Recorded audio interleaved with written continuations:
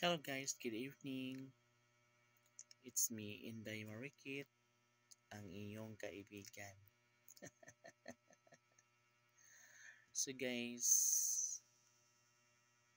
sobrang busy ko kanina kasi meron kaming ginagawang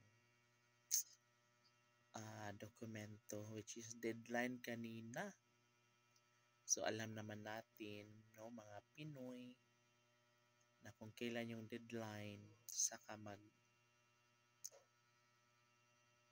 magpupumiglas. Pipiliting magawa talaga within that day. So ayun, nakatapos ako is alas 3 na ng hapon and naligo ako agad, mabilis ang ligo, and then pumunta na ako agad ng City Hall. So yung City Hall guys, from bahay to City Hall is ano lang,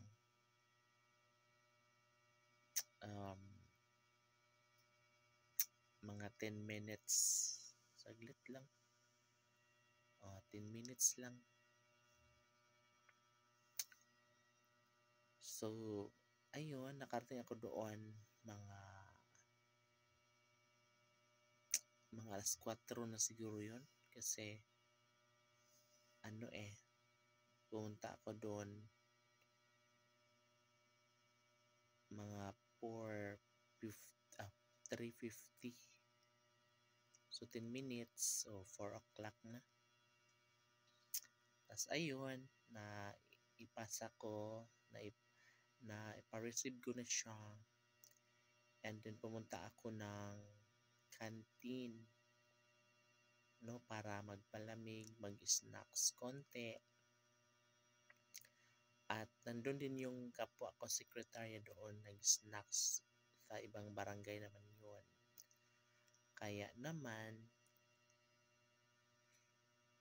ay nagpang-abot kami doon and sabay rin kaming lumabas ng City Hall para pumunta doon sa may police station.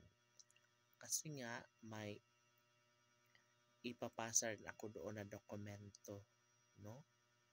So ayun, naging successful naman ako within this day, no? And then sabay na rin kami pumunta ng bayan. 5 o'clock na yun, mga 5, alas 5 na, mga 5:10, gano'n. So syempre may tao naman yung police station, di nawawalan. So 5:10 nandoon kami sa may police station, and then umuwi na kami pagkatapos ng pagpa-receive. Pumunta kami ng bayan